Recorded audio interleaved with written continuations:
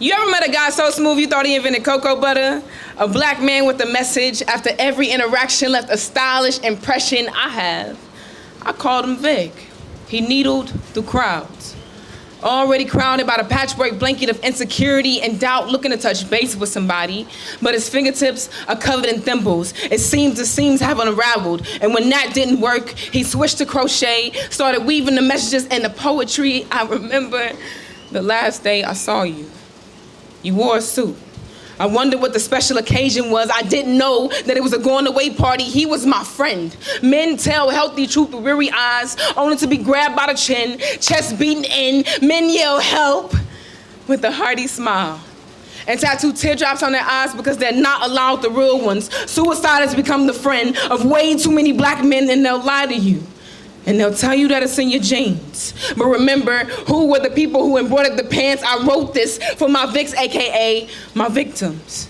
Like my sister, who can't seem to see that she's loved. Her mind is just too consumed by the alphabet. She skipped A, headed straight to the D, disappearing from H, backtracking into D. She skipped to asking, headed straight to the door, disappearing from home, backtracking into darkness. That was my darkest hours. She left, and yes, I said hours. Too overwhelmed by the T, I went to look for you. I was left circling blocks. I was X'd out of options. My variables just didn't pair up. But that's the thing about being unbalanced. Sometimes things just don't ADD up. This is for my victims, always running. It's the hands over the mouth for me. She's becoming swollen from the sting of self-loathing and hoping that this shit was over. It's the disassociation for me, wanting to ask for help but not feeling close enough to be heard. I heard my voice telling me that I'm done. My mental health ain't healthy. I feel like I could lose my mind at any moment. I'm really up here asking y'all to help me. Vic, I don't really like people touching me. Fingertips feel like suction cups for the soul.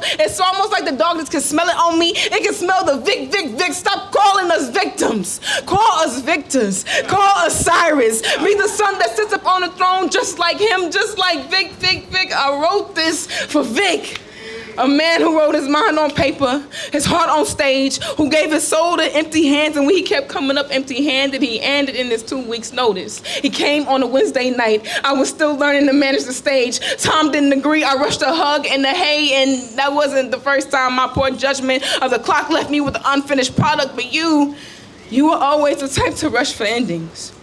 It still stings to think about. We never did finish that piece.